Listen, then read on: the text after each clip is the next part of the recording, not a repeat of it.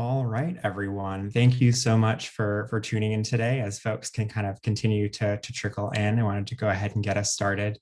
Thank you so much for joining us here this evening. We know that it has been a long year of Zoom sessions, and we're glad that you spent a few more minutes with us here tonight to learn a little bit about what it means to be at a place where the scholars who come here are here because they're passionate about teaching. My name is Eric Allstrand, and I serve as Associate Director of Admission here at the office, but you didn't come here to hear from me. I do want to set a couple ground rules before we get started. We want to hear from you.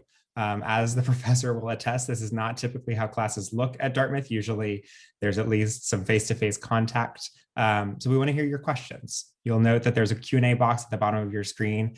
Throughout the session, feel free to drop any question that you have there, and we'll get to them towards the end of the session. We'd also love to hear from you. So we're going to give you an opportunity to actually ask that question verbally. So if your question's chosen, we'd love to, again, hear directly from you.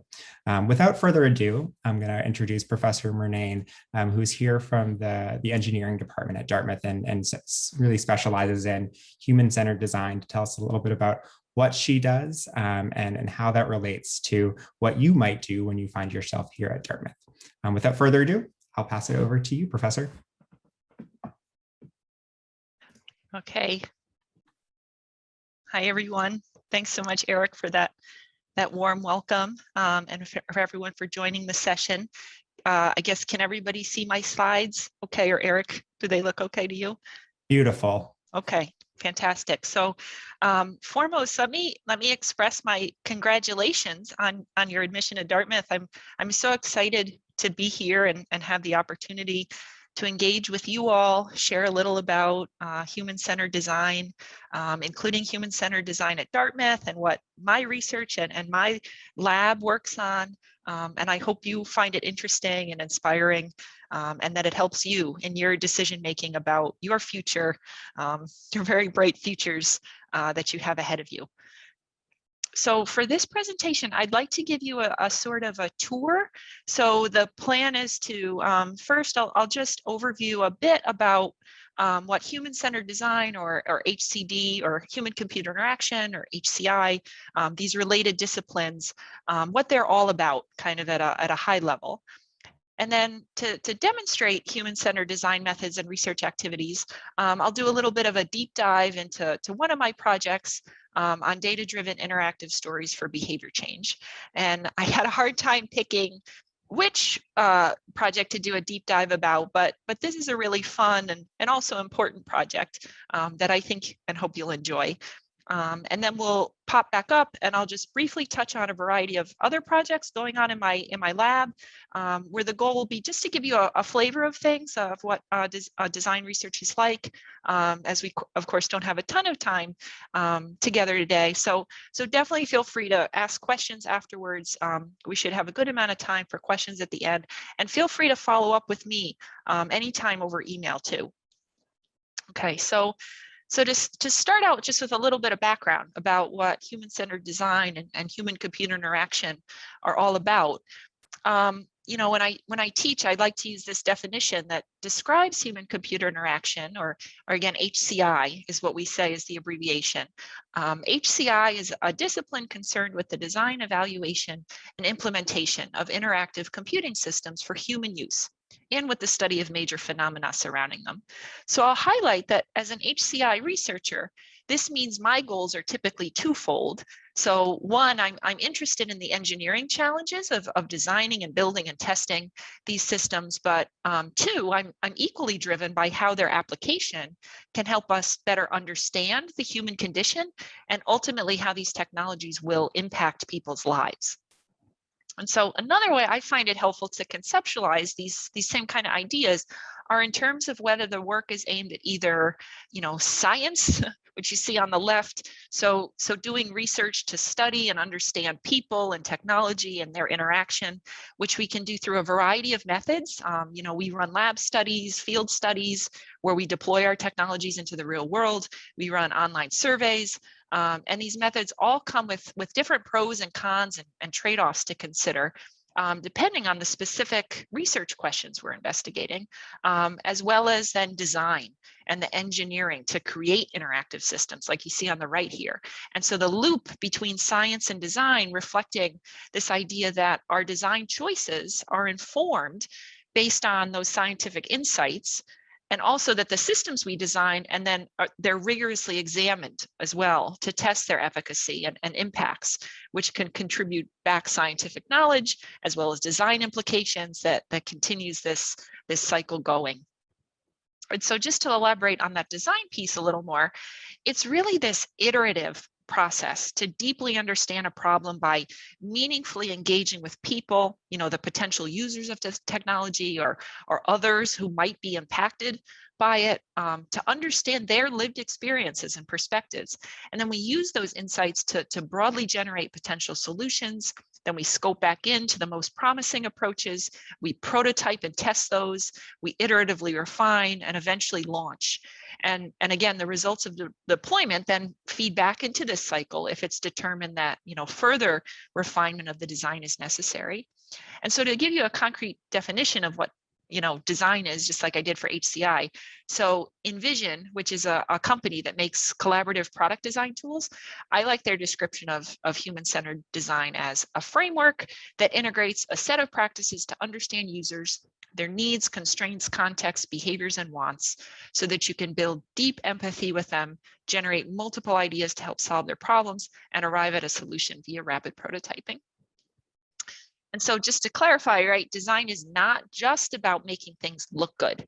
So that's a piece of it for sure, graphic and aesthetic design, but it's not the primary, or at least the initial objective when we undertake design research. Steve Jobs explains it well. So he's quoted as, most people make the mistake of thinking design is what it looks like. People think it's this veneer that the designers are handed this box and told, make it look good. But that's not what we think design is. It's not just what it looks like and feels like. Design is how it works. And so I like to add and emphasize that what this means is design is about user experience. And so design is both that process, the methodologies for innovation and problem solving, and it's also the mindset that a designer adopts throughout those practices. And so what this means is human-centered design and engineering is inherently interdisciplinary. So to build functional systems, we need computer science, a variety of engineering subfields.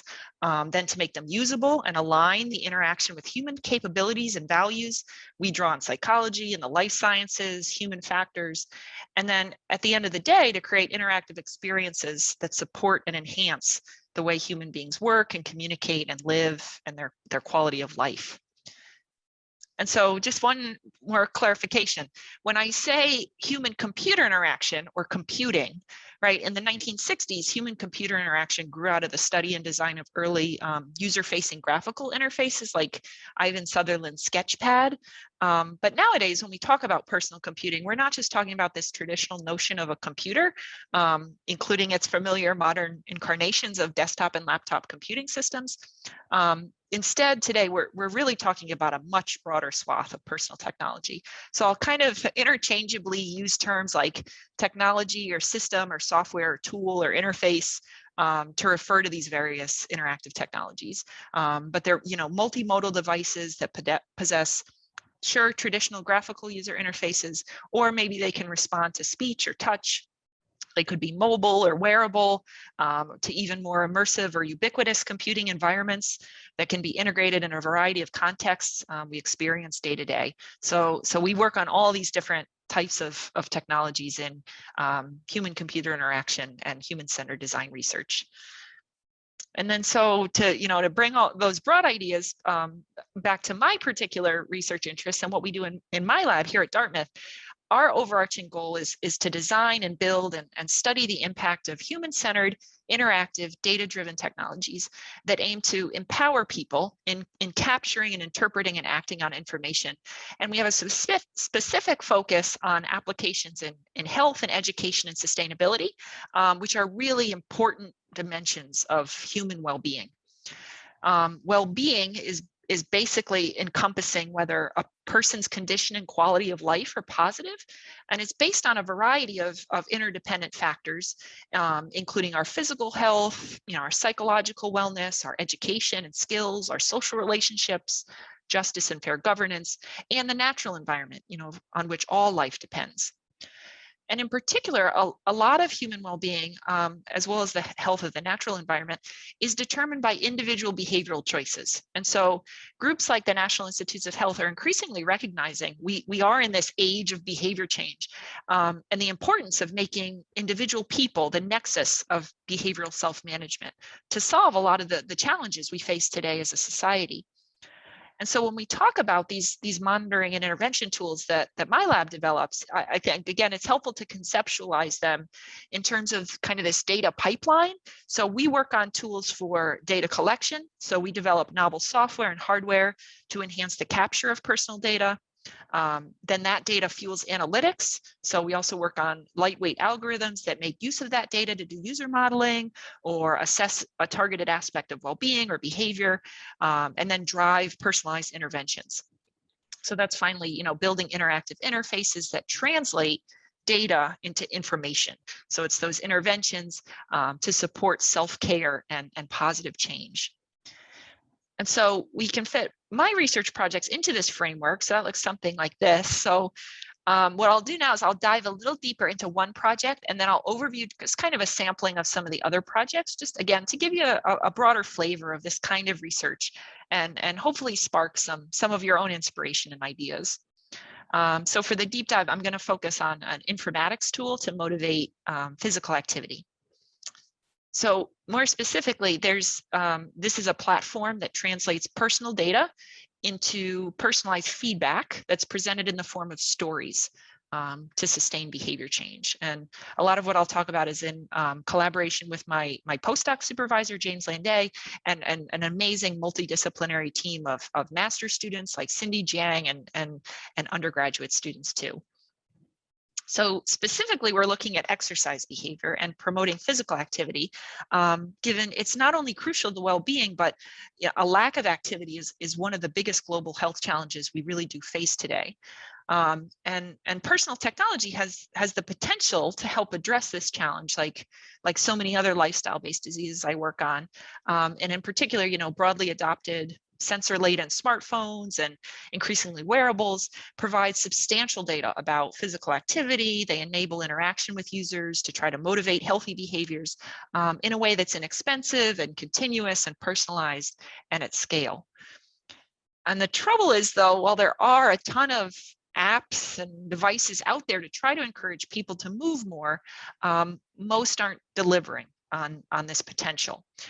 And so what I argue is a big part of the problem is the style of feedback these apps provide. So it's conventional formats that involve, charts and graphs and statistical reports. And so it's this heavily quantitative approach. But a lot of research, including my own, shows that people find this sort of health feedback. It's hard to interpret and it's overwhelming. It can actually fuel negative mindsets. It can make physical activity seem distressing. In the long run, it can actually reduce motivation to exercise. And so in our research, we wanted to explore a more qualitative form of feedback that helps people engage with their data in more rich and intuitive ways. And so given the relatable and persuasive power of stories, we were specifically pursuing the design of data-driven narratives.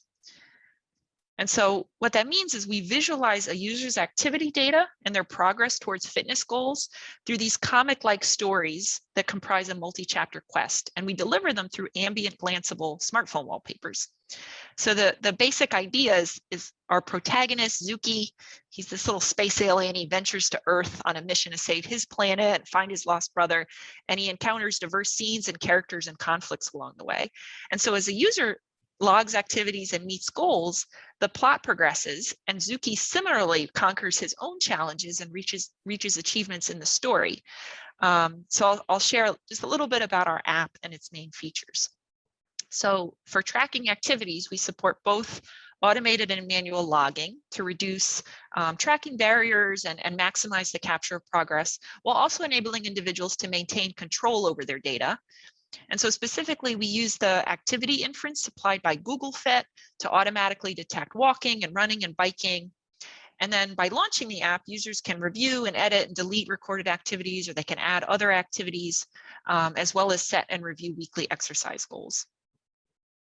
And then we visualize all these activities and achievements as components of a multi-chapter narrative that lives on the phone's lock screen and home screen. And so that provides at-a-glance feedback that just further reduces barriers to information, especially considering that people check their phones, the statistics show 80 to 200 times a day.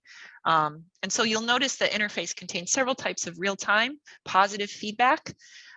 So first, logged activities, we stylize them as small icons thematically related to the storyline of the current chapter. So in this space chapter, it's the stars in the sky. And then each time a user logs a physical activity, a new icon gets populated at the top of the screen. And then we encode the type of activity using different colors. So blue means biking, red means running, yellow means walking, purple is any other manually logged type of activities.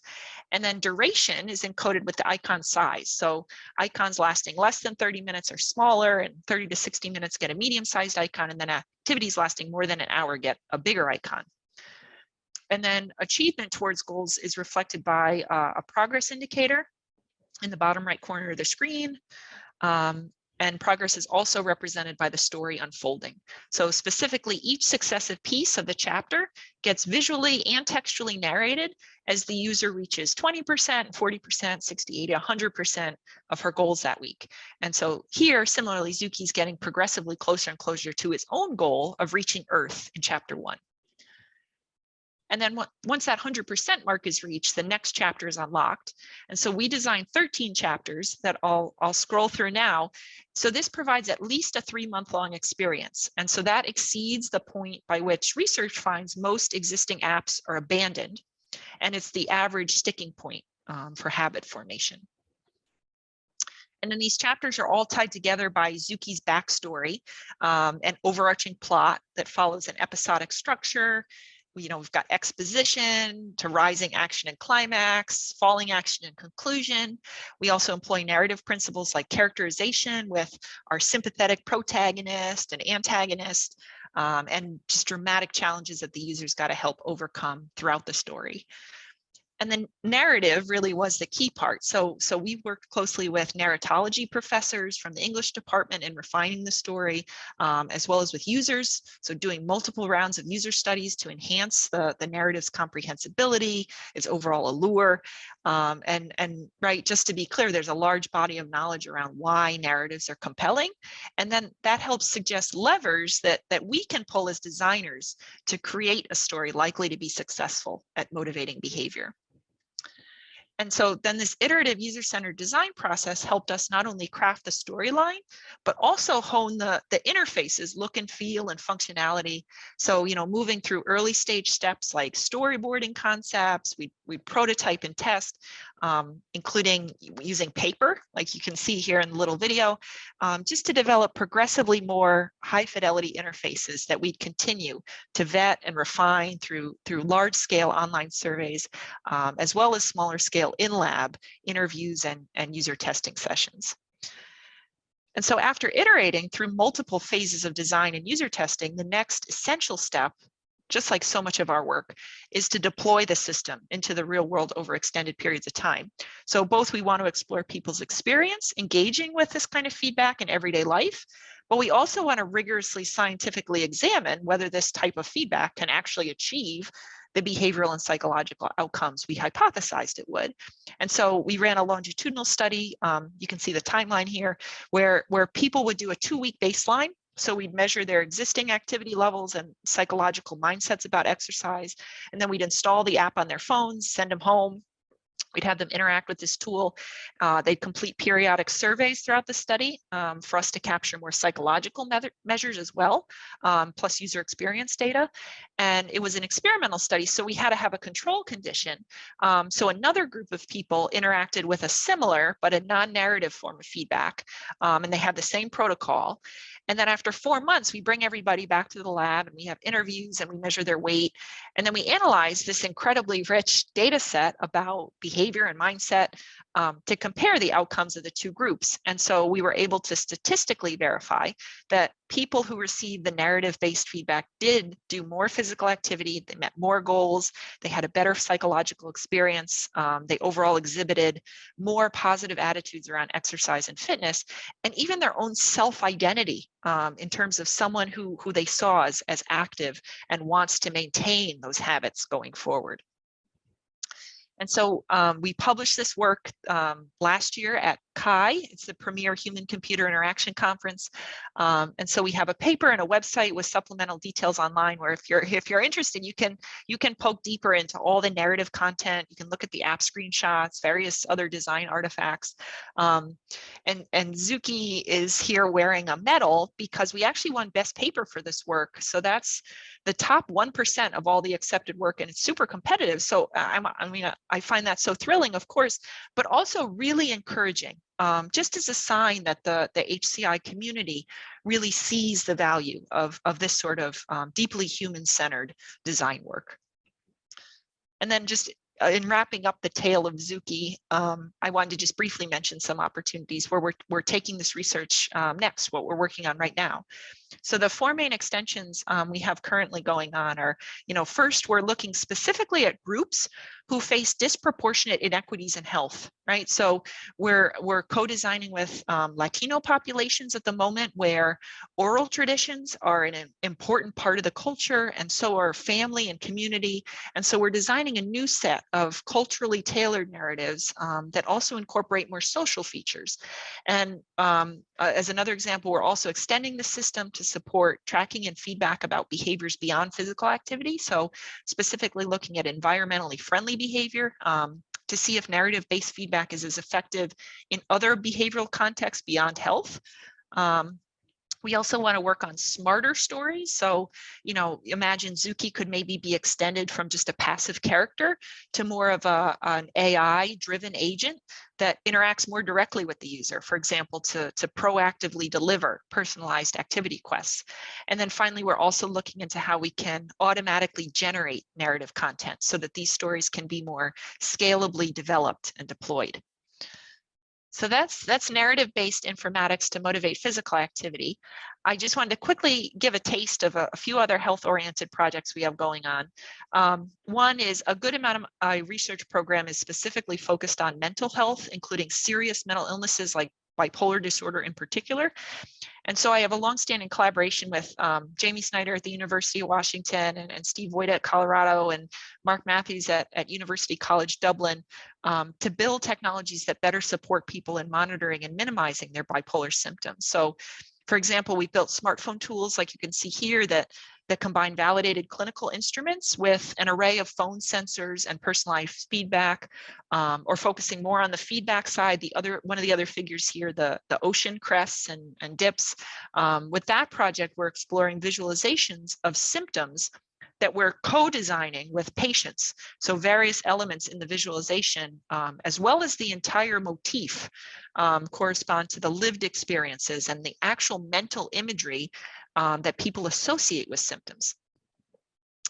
And then as one more example, chronic pain is one of the areas that's really fascinates me because it's such a complex condition and it's both physical but also deeply psychological.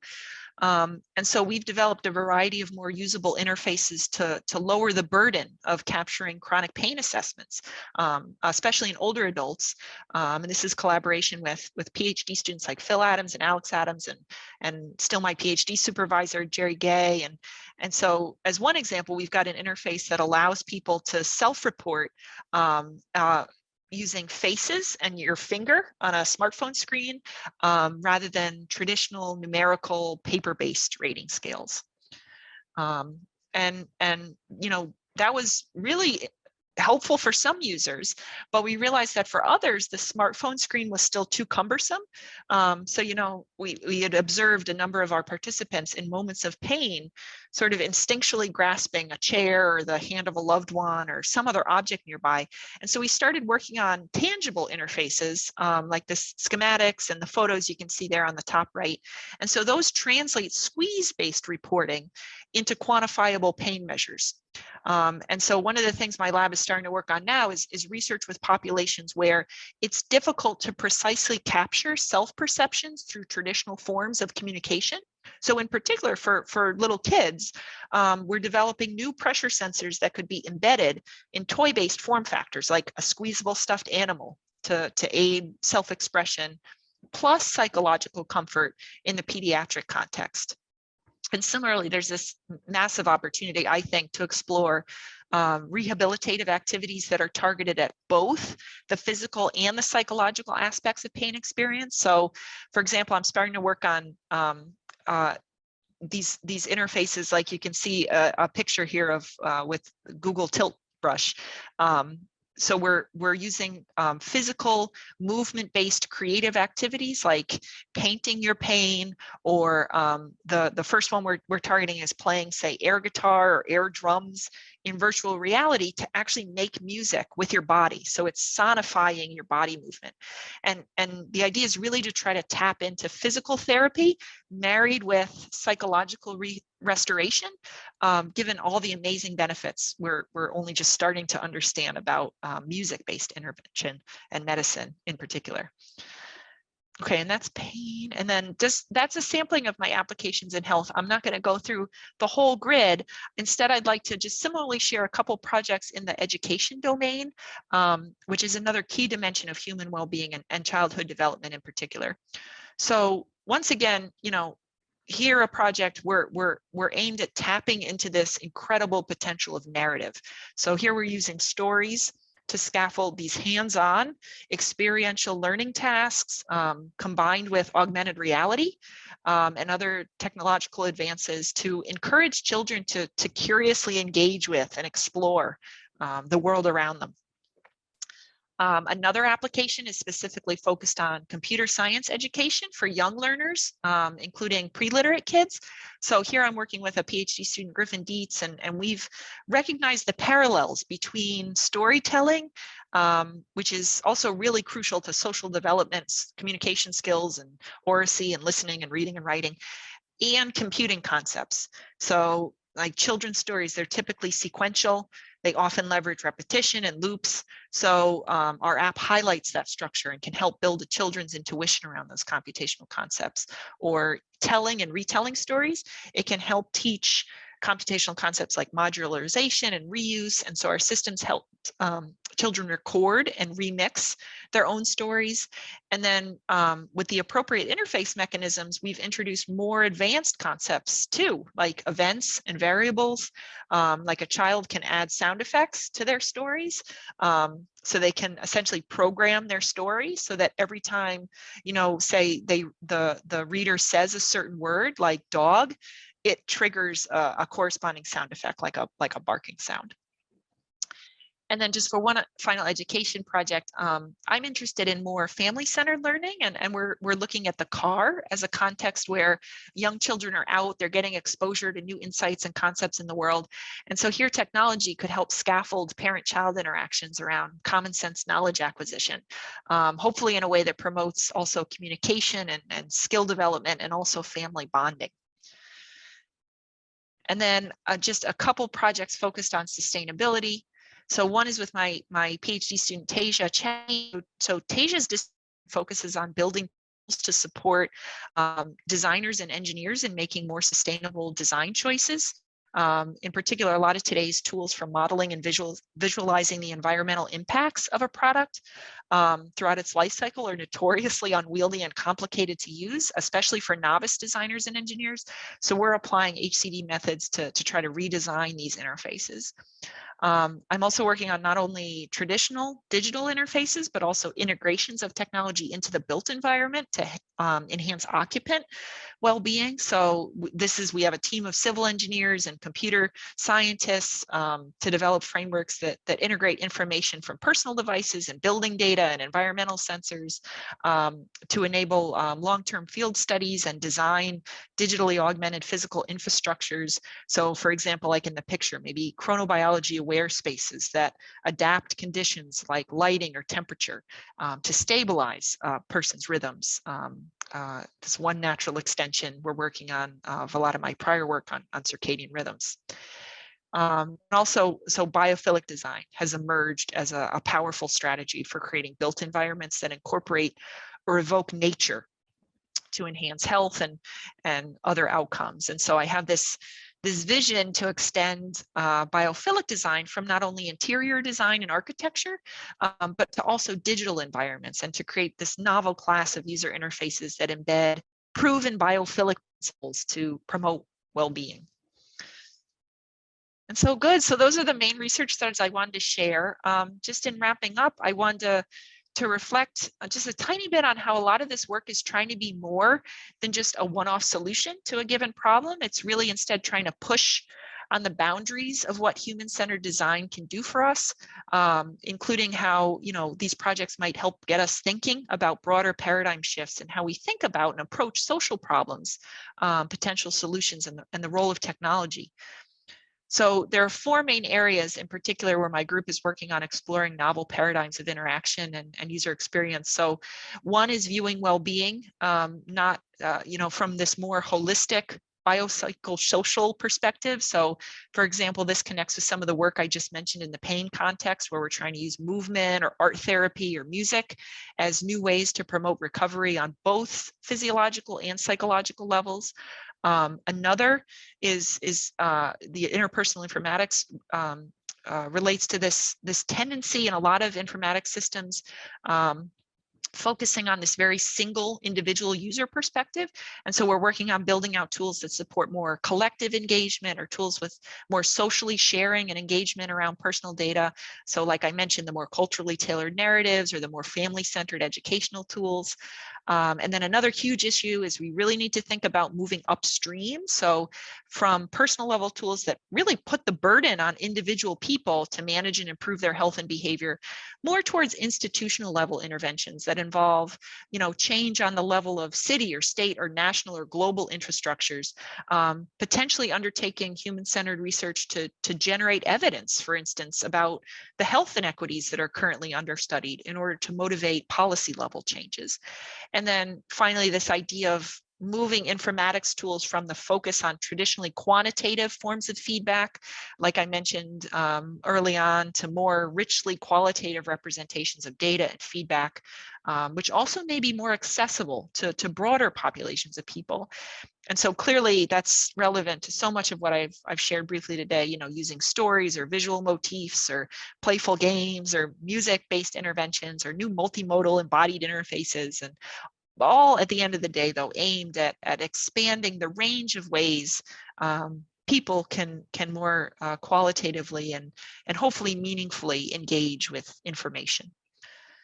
And so it's a fantastic time to be at Dartmouth to explore all these ideas, where we have so much coursework, we have so many new initiatives happening to continue building out human-centered design, both within the Thayer School of Engineering, where I'm a professor, as well as computer science, where I'm an adjunct professor, more broadly across campus too. And I don't know if any of you know, but we have this new building opening in the fall, where computer science and engineering will move in together, along with the Magnuson Center for Entrepreneurship, and we'll have this design neighborhood that I've circled here, where my lab will be moving soon. And so I'm very excited for the future of design at Dartmouth, and I hope I've gotten you excited as well.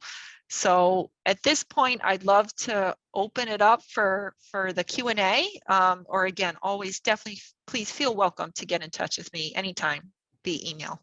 Thank you. Yeah. Thank you so much. I have attended a lot of these sessions over the course of the month, and this is far and away one of my favorites. And judging by the questions that we've received, which are quite a few, and keep them coming, a lot of you have really enjoyed it as well. And one question that came up, and I think kind of goes back to Zuki, who is adorable, was asked anonymously. Do you find that, and you kind of referenced this already, that individuals of all ages and demographics respond to Zuki in that narrative? And did you see any differences there in the data initially?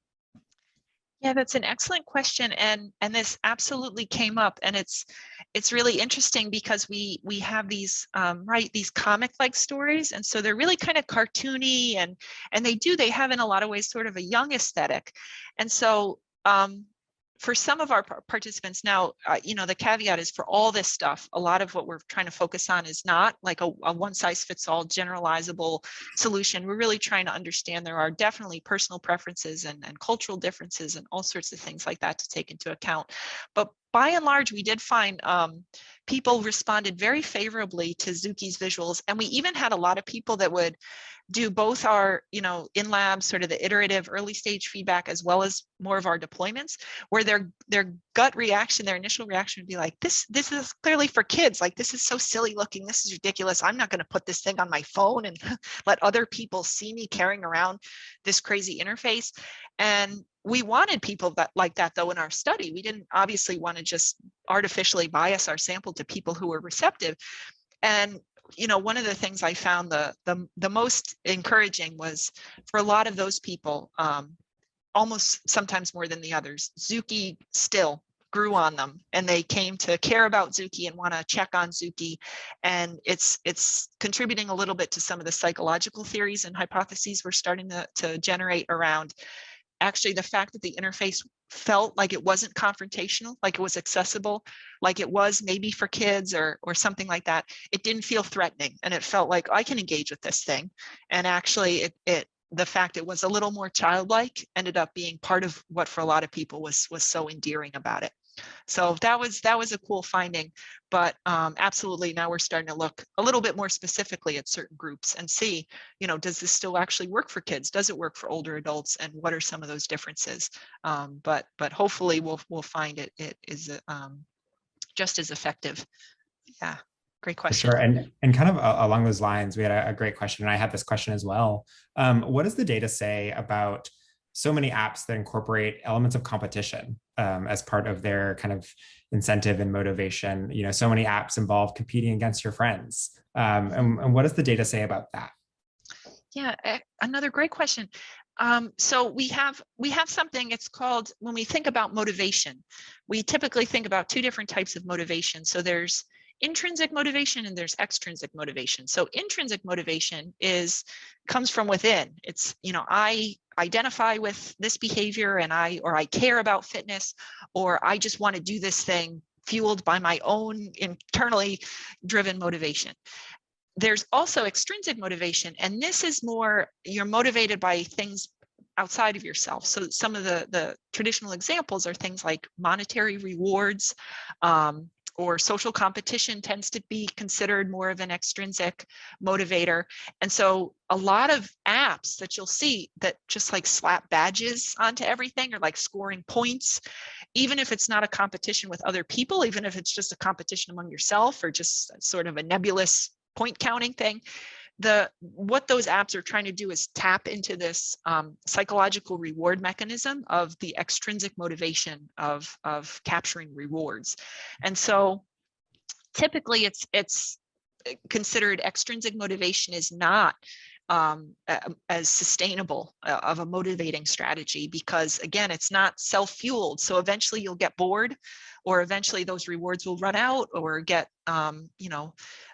old. That's a lot of what we see in behavioral research, is kind of the novelty effect, we call it, of something new, which is why, like in our studies, we run them for months and months and months and months at a time, versus just a week, because anybody can use something for a week and continue to have a good time at it.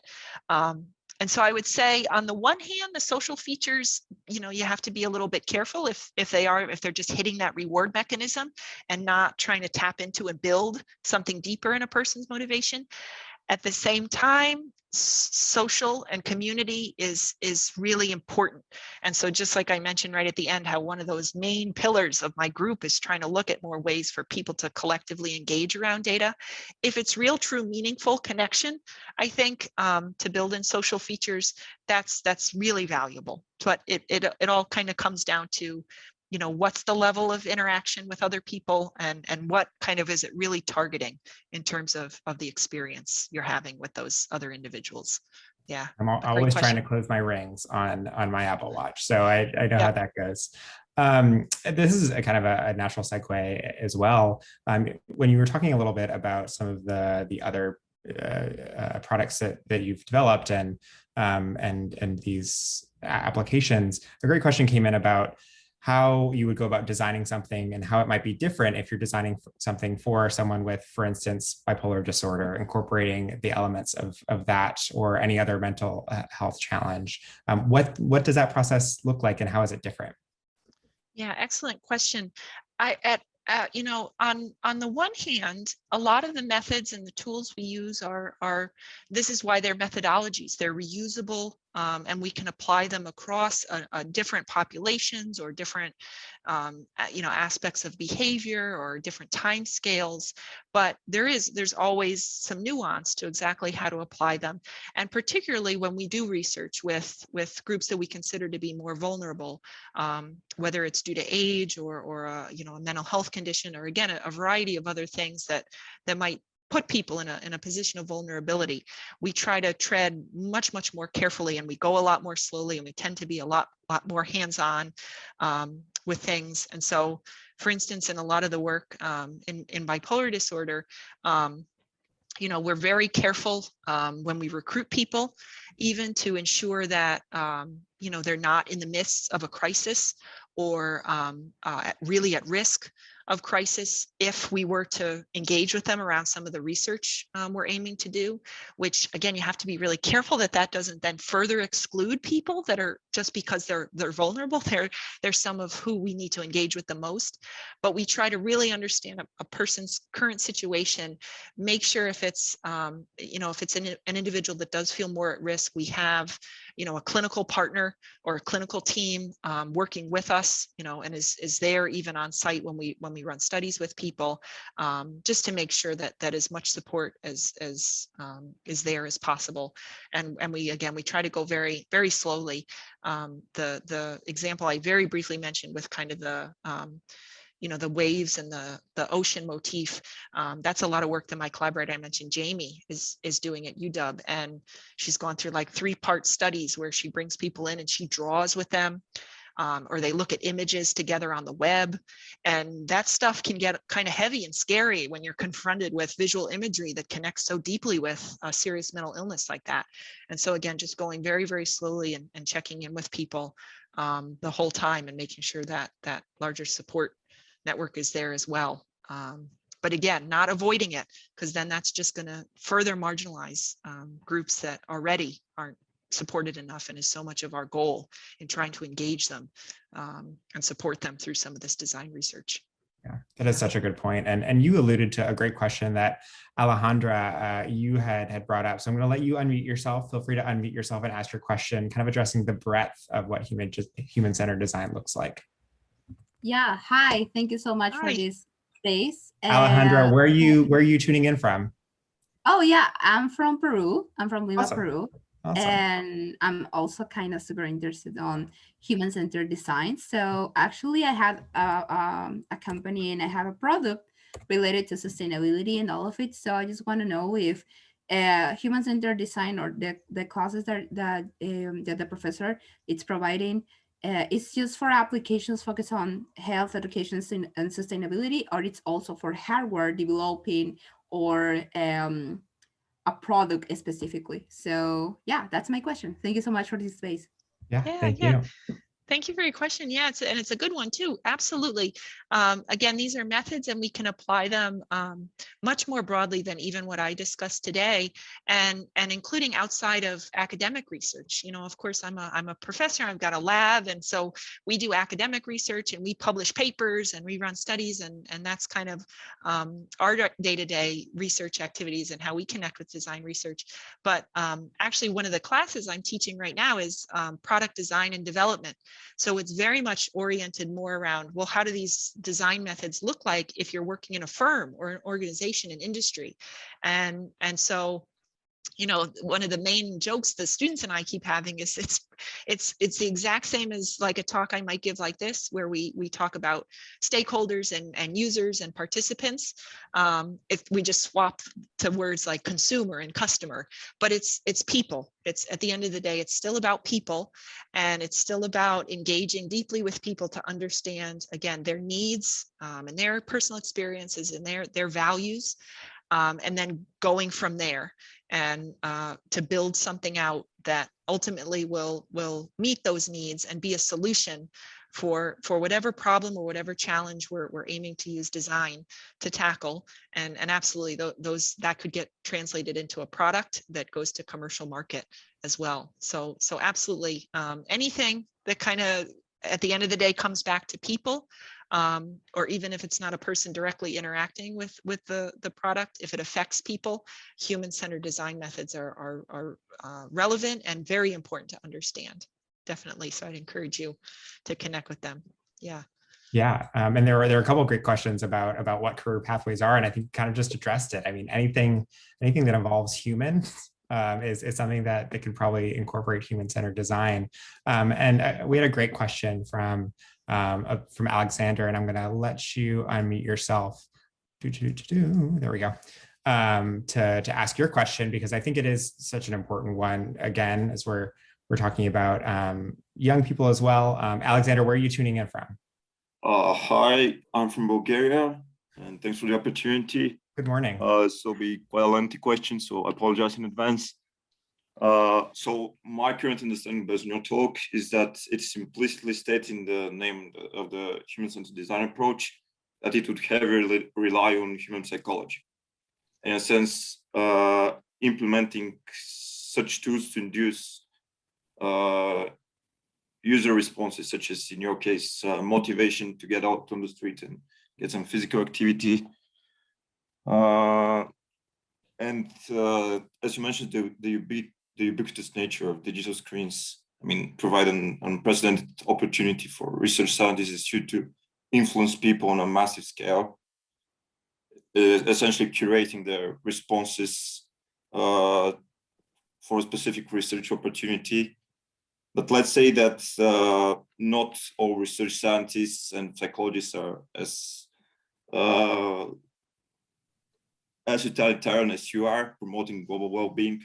For instance, I couldn't help but make the connection that social media companies may be exploiting such techniques to make us spend more time on their apps, as they're essentially profiting off our attention spans. So what are the ethics of your field, and how are control tools implemented to regulate that? Absolutely. Yeah. Thank you for the question. Definitely another incredibly important one. And absolutely, human-centered design, it's a really interdisciplinary field. You might talk to an HCD researcher that like me, who more has a technical background, and they're, at the end of the day, they're building systems. And so they might be more kind of in an engineering program or in an engineering firm. You might talk to someone who's more has training on the psychological side or the social science side, that's more operating kind of in that sector, who might not be building quite as much, but they're still studying that relationship between humans and technology and the impacts, including the negative impacts. And absolutely, we're in an era now where it's concerning sometimes for me even to be a person that works on putting more technology in the world, when we've obviously identified some of the even kind of existential risks that technology can introduce. So again, I would say it's almost kind of a similar point to when we work with vulnerable populations. I don't think the answer is to avoid the work or avoid technical advances. If anything, it's often this kind of tug and push and pull between research that might be more adversarial or hostile or harmful to technology, and then those of us almost trying to get ahead of the curve.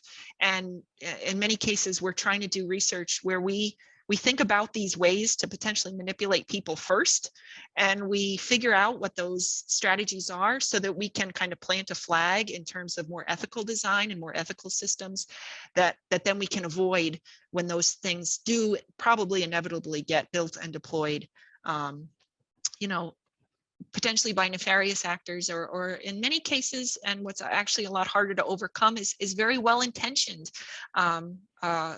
again, organizations or individual designers who they think they're making something great, and then they don't realize the negative impacts it might be having on a person or a whole group of people. And we're seeing this a lot more.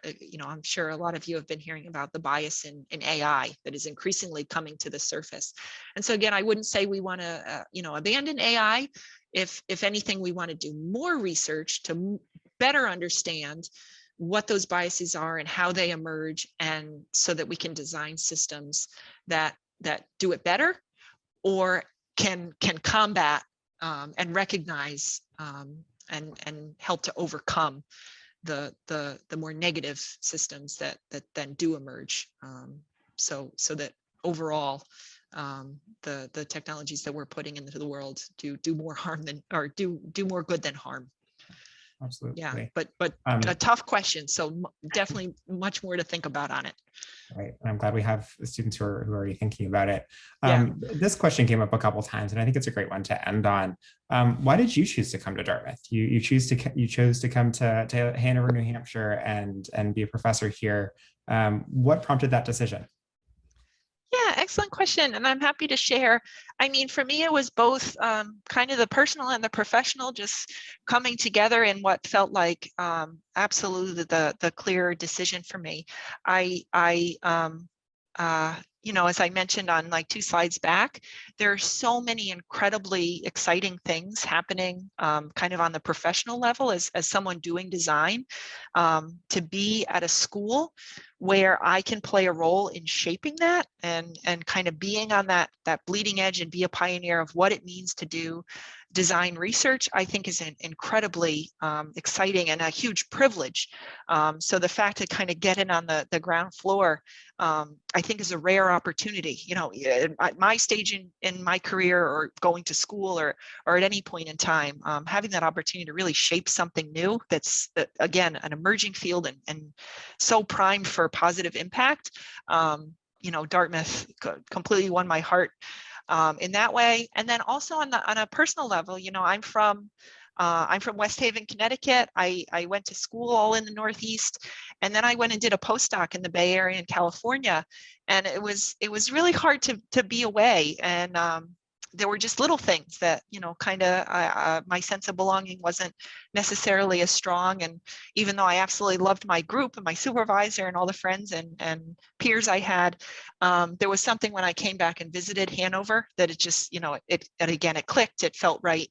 And that strong sense of belonging really coming together, like, I could make this place a home, and together with that idea of like, and I'd be valued here because with all this emergence in the design research. So definitely I would encourage everybody to kind of follow your heart too in making decisions, because it really does then make, whatever inevitable challenges come your way in school, if you feel like you stuck with what feels right and feels good, you can overcome all of it. That is such a perfect note to end on. And as you've already shared on the screen, I'm dropping your email in the chat for folks to reach out to with, again, so many great questions that they had. Thank you so much for your time, Professor. We really appreciate it. Hopefully some of these students will be sitting in your classes next year. And we look forward to hopefully seeing you in Hanover in the fall, everyone. Have a great night. Bye.